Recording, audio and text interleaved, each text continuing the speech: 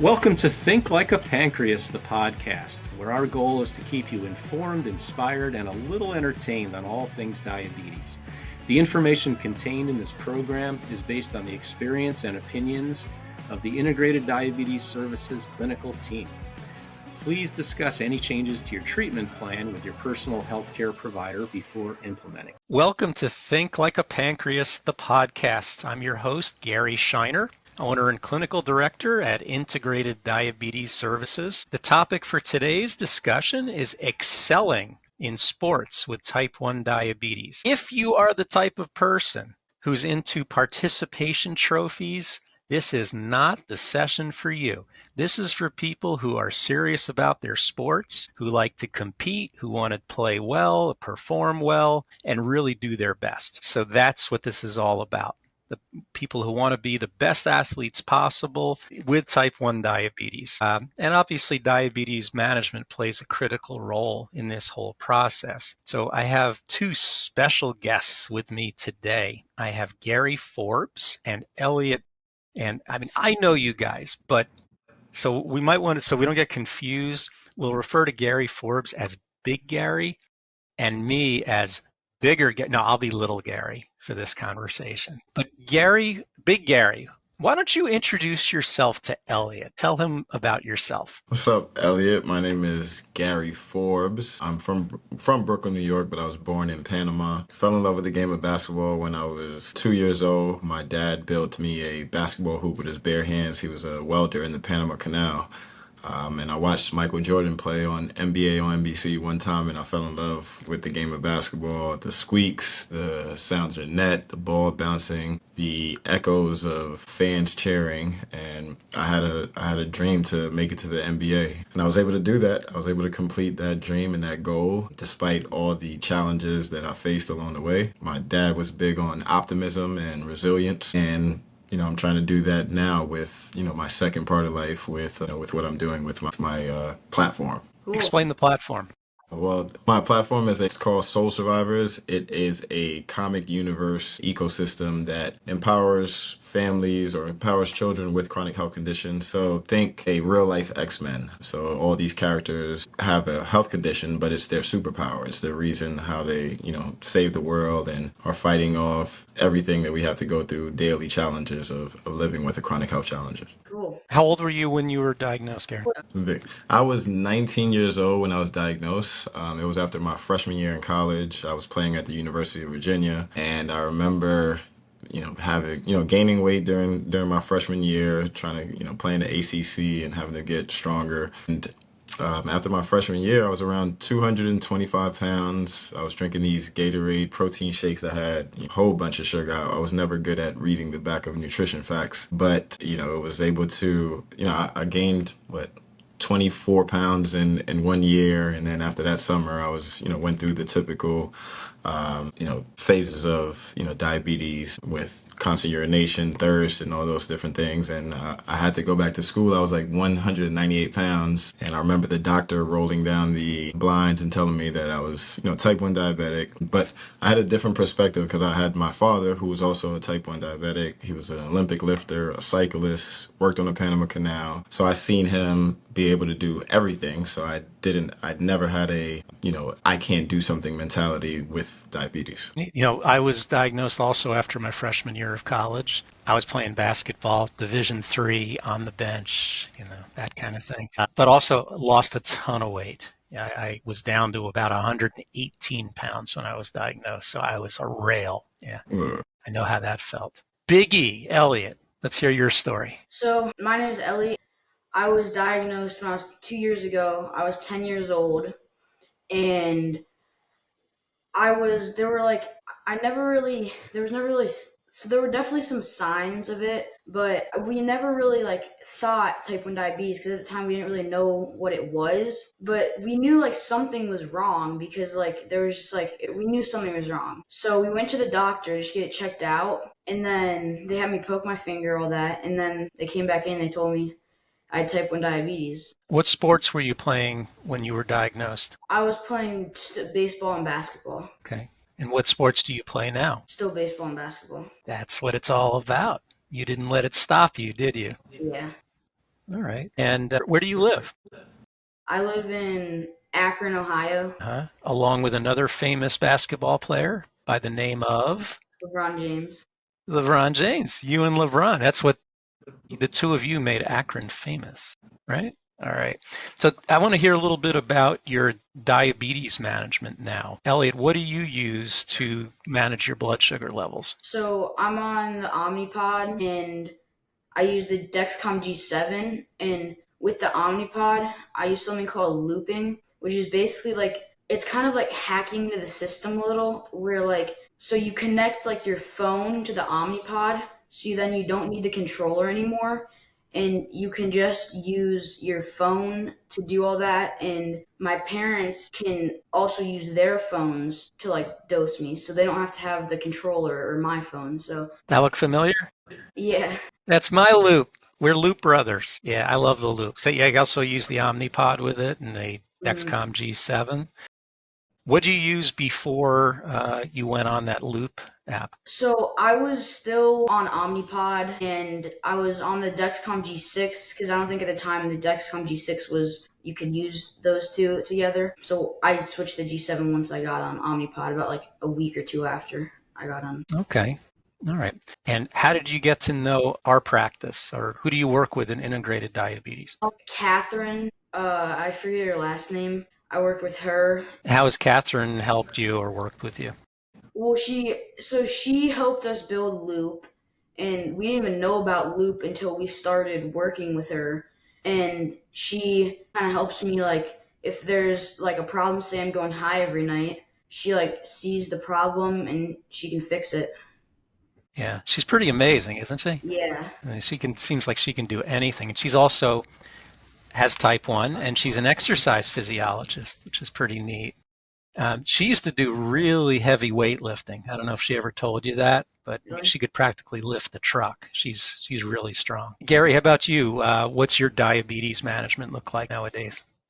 Currently, I am on the Omnipod 5, and I do have the controller. I'm kind of jealous of Elliot, doing the hacking thing, so I might have to have some questions for you later after this call. But yeah, I'm on the Omnipod 5, thanks to Big G over here, Dr. Scheiner. Um, I was on manually delivered injections for 21 years. Recently got on a CGM, I think 2 years now. I've been on a CGM. Kind of the technology has definitely helped with management, and Dr. Shiner is always on my case every Monday, checking my numbers and making sure I have the correct dosage, and it's been a huge difference, especially now since I'm not a full-time athlete. I'm not playing basketball every day like I used to, so he's helped me with that phase. Yeah. Elliot, I'm curious. Were you ever told by your doctors, friends, family that because you have diabetes, you won't be able to compete at a really high level in baseball or basketball? So I never was really told that, and when I first got diagnosed, I was wondering if I could still like play baseball and basketball, and they said yeah, and I'll be able to get back, and they said I'll be able to get right back on the field as soon as I get out of the hospital. I was released from the hospital on a Saturday, and the next Wednesday I was back on the field playing baseball. I didn't even miss a single baseball game when I got That's diagnosed. amazing. And you catch, right? You're a catcher? Yeah, Yeah, I think there's two positions on the field that burn a ton of energy. That's the pitcher and the catcher. yeah. Yeah. So have you found it difficult to manage your blood sugars when you're catching? So sometimes I have problems with like sometimes going low because it's a lot of physical activity, but we just try to like prevent it as like much as we can with like what I eat before the game and just kind of really pay attention to it. And if like I'm trending down, maybe I'll drink a little bit before I go out on the field. Yeah, it's a nice thing about the CGM, so we can know what direction we're headed and make the right adjustments. Yeah, I don't know about you guys, but nothing ticks me off more than going low while I'm playing ball. I hate that. Having to just go up, okay, guys, I gotta go eat something now, and just sit there and wait for the blood sugar to come back up. yeah. Gary, how about you? Did anyone ever discourage you from competing at a high level because of your diabetes? Well, unfortunately, at the time when I was diagnosed in 2004, I had a physician who came in and closed down the blinds and not necessarily discouraged me, but I would say he didn't resonate with what I believed in. He told me I may need to put basketball on the back burner or to the side and focus, on my education and health, which I totally understood. Focusing on health was the main thing. If I'm not healthy enough, then I wouldn't be able to compete anyway. But I'm a stubborn kid. I took that as kind of a motivation, and he may have meant it in a caring way as a doctor, but I use it as motivation as he doesn't believe that I can do this. My dad was big on plan A is plan A, plan B all the way to Z is to make plan A work. So there is no plan B. It's only plan A. And I went home and, I looked myself in the mirror and it's like, man, I can still do this with diabetes. It's, just have to figure out that road. So the diagnosis, I had my family and friends one of my brothers, he said he wished that he could have had diabetes instead of me because he knew that my goal and dreams was to make it to the NBA. But it was given for me, my personal perspective on this, it was given to the right person because I know that I'm strong enough mentally, physically, emotionally to deal with the challenge of carrying on this this medal of honor to Mm. be able to overcome these adversities. I like that term, Medal of Honor. I'm proud of the fact that I have this condition that I got to work to manage every day, and I can still accomplish a lot. I'm proud of that. I guess there have been two other NBA players who've had type 1. It was Chris Dudley and Adam Morrison. Do you know of any others? Nope, that's just me. You're the third. I'm the And, third. when they say, that they discourage you, or at least not encourage you to be, a high level of sports. There was a swimmer, an Olympic swimmer named Gary Hall. We got all these Garys in I know, this. man. Gary's But a good name. Gary Hall was a great swimmer. His dad was an Olympic swimmer, but Gary Hall never won a gold medal until after he got type 1 diabetes. And then he got himself in the best shape of his life and he won multiple gold medals. So when you're playing either baseball or basketball, Elliot, everyone else around you just goes out and plays. They put on their uniform, their sneakers, their cleats, whatever. They go out and play. What do you have to do in addition to all that to be able to play safely and effectively? So before the game, I make sure that what I eat, I like insulin for, and when I'm going to play, I always have like something to treat low if I do go low, and if I go high, I'm ready to do that. And yeah, that's about it. Have you found that your blood sugar level affects how you perform either on the court or on the field? Not really, because some games I'll just get done and my parents were like, "Did you feel okay? You were high the whole game," and I didn't even know I was high. So I don't really notice it a lot of times. Okay. Yeah, most people who play sports or at least play something competitive find that it definitely has an effect. Gary, how about you? Did you notice blood sugars affecting your performance? Well, obviously trending down, that's kind of a given with, how, your vision and how physical or how fast you're running. So I've definitely had some moments where I was trending down where I had to sit out for a second. Like you said, my teammates joking on me. I'm like, oh man, these guys taking the time out, but I'm, really trying to get my blood sugar up. But in terms of being high, I've had many times where obviously the adrenaline and all these things have, shot my blood sugar up. But I didn't feel any kind of a difference when I'm going high, trending high versus going low for sure. Definitely had a. I guess it depends how high we're talking about. I Right. mean, there's a fair amount of research that shows that elevated glucose, once you start getting up into like the 200s, or for people on millimoles, once you're starting to get into double digits, that it starts to affect the person's reflexes. It affects their speed, their stamina, their flexibility, and their strengths. Pretty much every aspect of sports competition can be affected negatively if glucoses are running too high. I mean, if you're a little above target, usually there's no noticeable effect. But when it starts getting well above normal, then it starts to influence how we perform.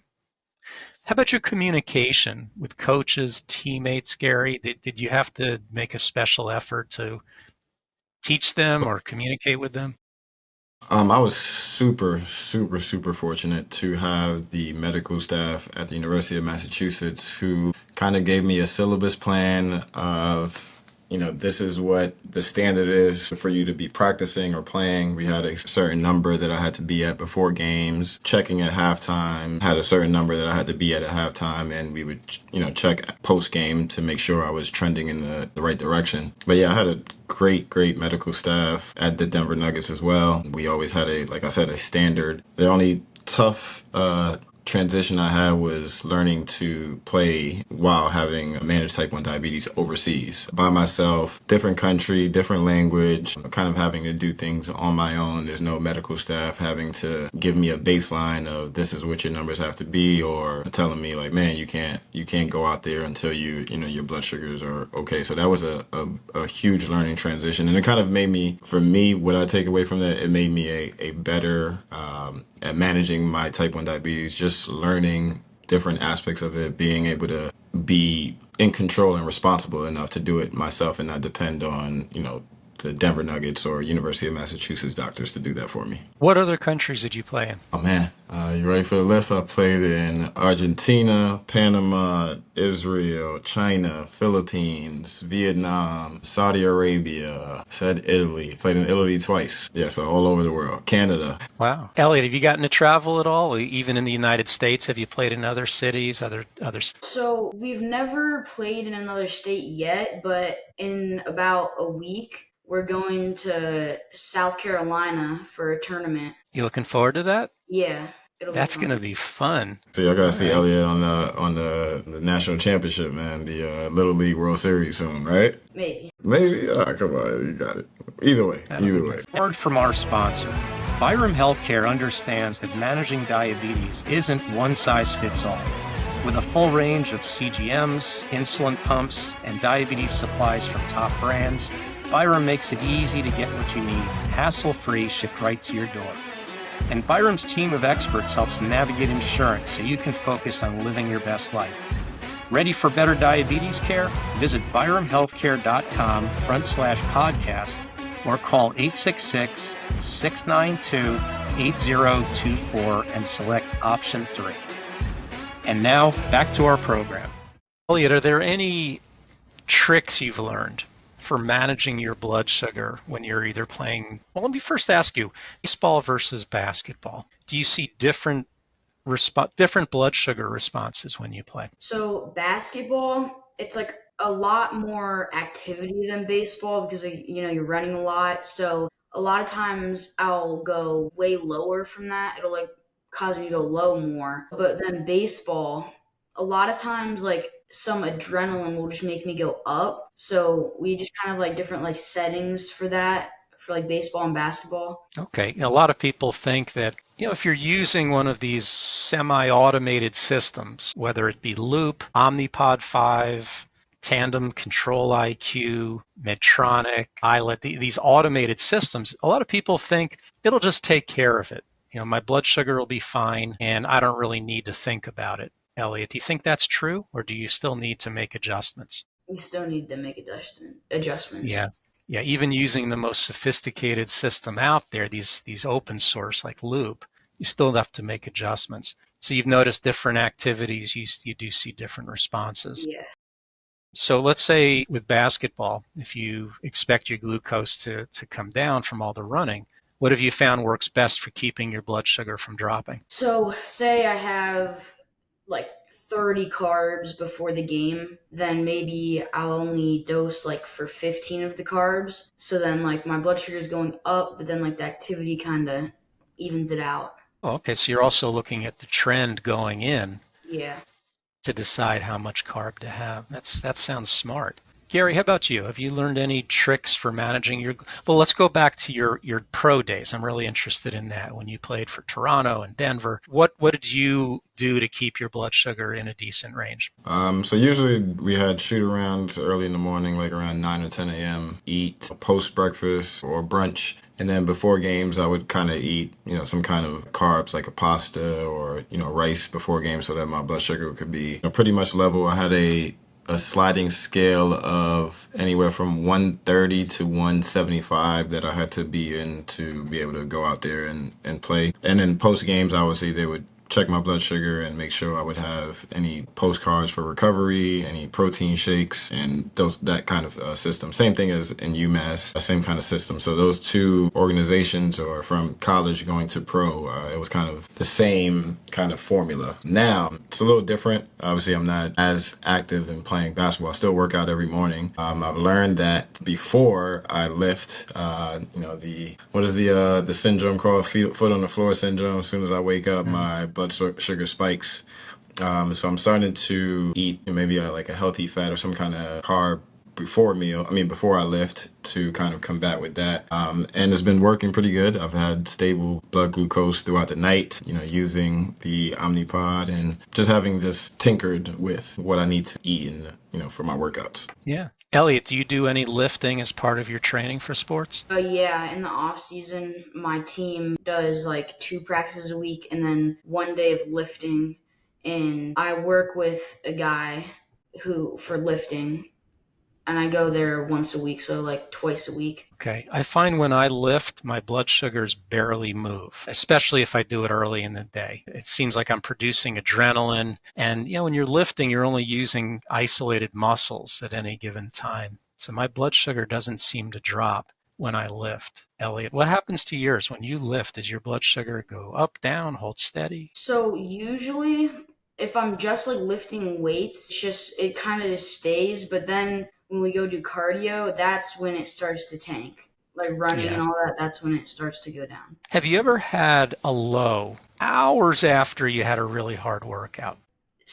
Yeah, that does happen. Like even like after baseball games, say I eat dinner after my baseball game, and I'll be like going still, because I just got done with like activity, I'll still be like going down. So like maybe I dose like just normally for whatever I eat, I'll go low because because I just was active not too long ago.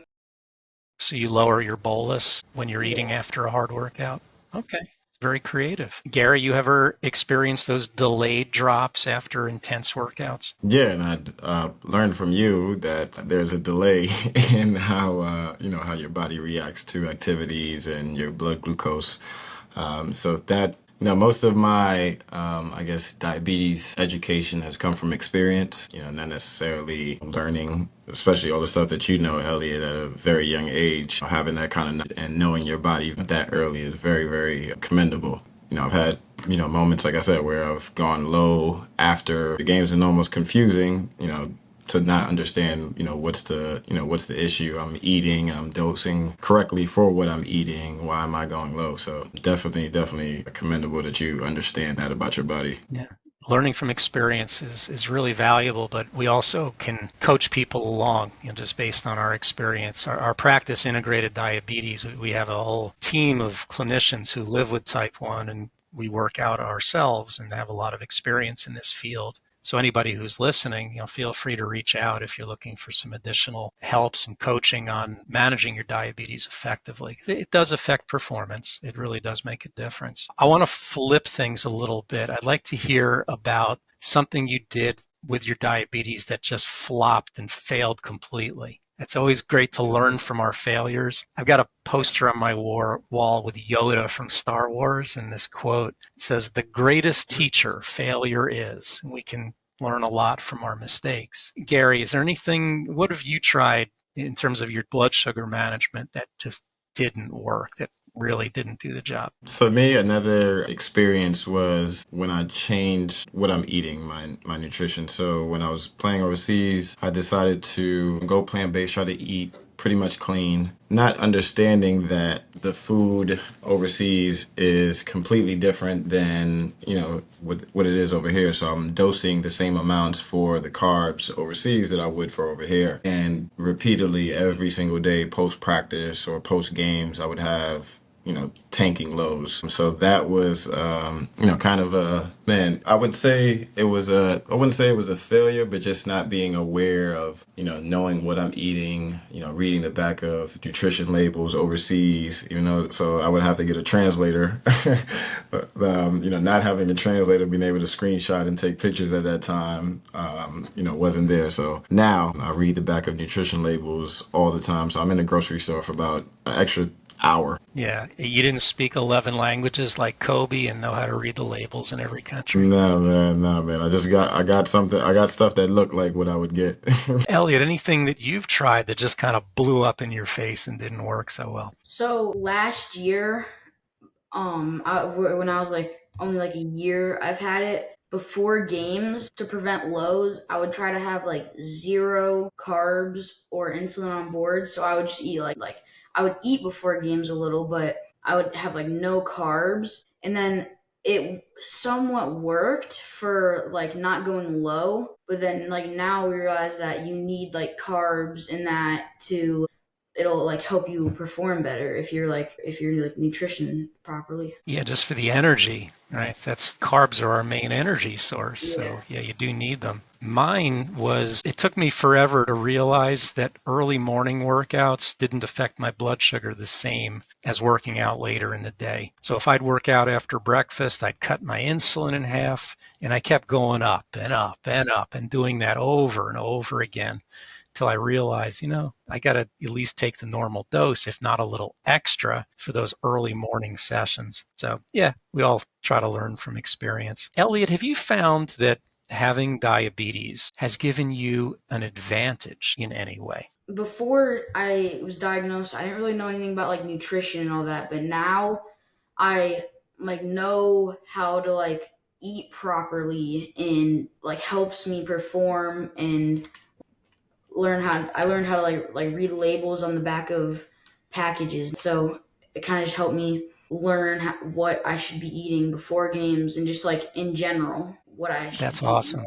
You're in what, second grade now? What are you in? Going into Sixth. seventh grade. I'm kidding. I'm kidding.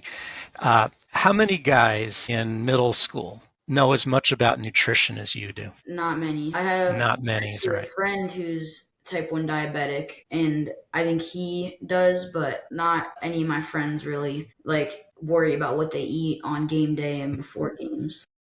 And it does matter. It does help to know. That's an awesome answer, Elliot. Gary, what about diabetes gives you an edge? I think my perspective of having or managing type 1 diabetes gave me a chip on my shoulder. Every team I played on, every country I played in, I was the only one. So it almost gave me a sense of confidence that, hey, you guys are not dealing with the same condition that I'm also dealing with. I'm also winning these sprints. I'm also scoring a lot of these points, getting all these rebounds. So it gave me a sense of, I wore it with a sense of pride, confidence, and I walked with my head up high, and I'm managing type 1 diabetes, and I'm better than you. Yeah.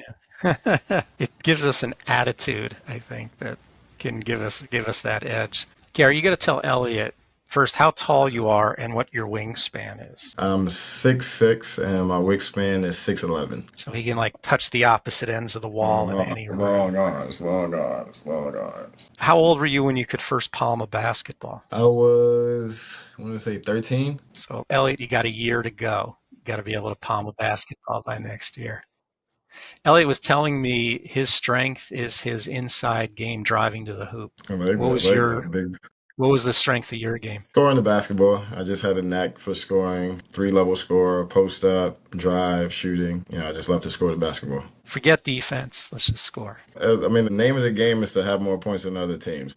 All right. Fair enough. Okay, so I'd like to see, Elliot, do you have any advice for kids with type 1 who want to compete at a high level in sports? What advice would you give them? Just don't let it affect you.